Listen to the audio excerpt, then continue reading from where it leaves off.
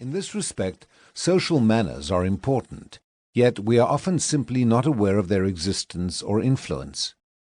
None of this is especially new.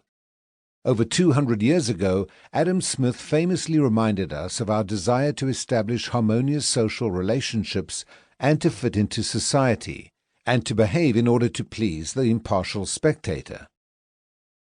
What's water?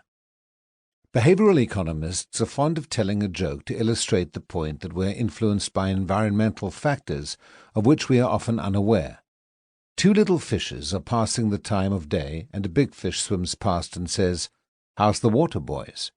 The two little fishes look at each other puzzled, and one asks what the other is thinking. What's water?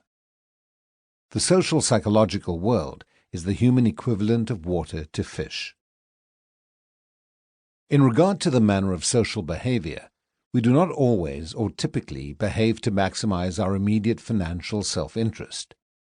Our social behavior seems to be governed by considerations of fairness, cooperation, and the warm glow we feel when we help other people, although getting along and cooperating with others may well be a selfish strategy in the longer run when the economic games we are playing allow for punishment and reciprocity. We have seen in previous chapters that utility can come in various guises, so apparently relatively selfless behavior may be an impure form of altruism. Second, we summarize some of the fascinating monkey literature which has attempted to root economic judgment and decision-making in an evolutionary context. We learn that monkey economic behavior is remarkably similar to that of humans, and so permits further insights into its deeper biological roots.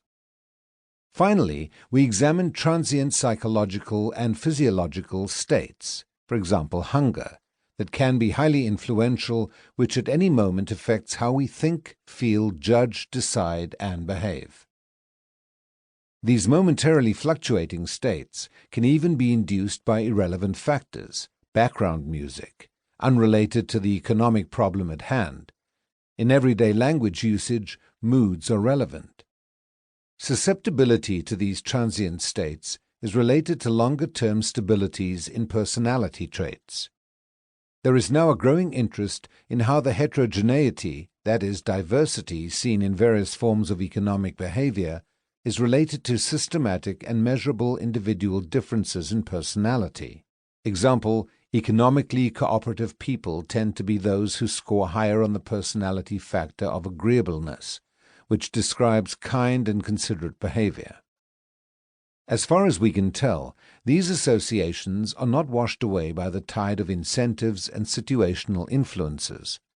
We all differ from each other, and these individual differences have important consequences for economic life.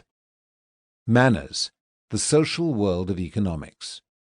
Central to social psychology is the notion that, without knowing it, we are subject to influences in the environment, and these influences shape our behavior at any given moment, and, in addition, they condition us to behave in certain ways in the future.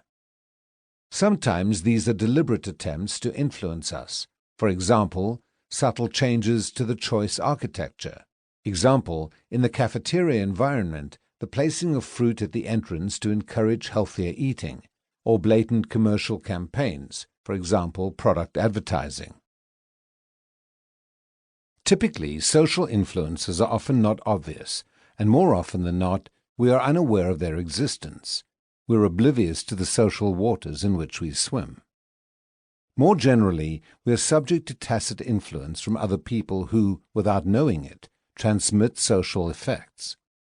Such social influence refers to changes in attitudes, beliefs, opinions, values, and behavior as a result of exposure to other people's attitudes, beliefs, opinions, values, and behavior. Social influences are central to behavioral economics, but alien to the neoclassical economic mind, and places greater focus on information content, not social content.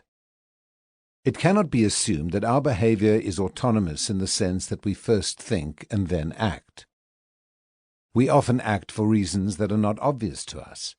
This phenomenon is shown by social priming. Priming. Priming refers to the scientific finding that thoughts, emotions, and acts make further thoughts, emotions, and acts more readily accessible.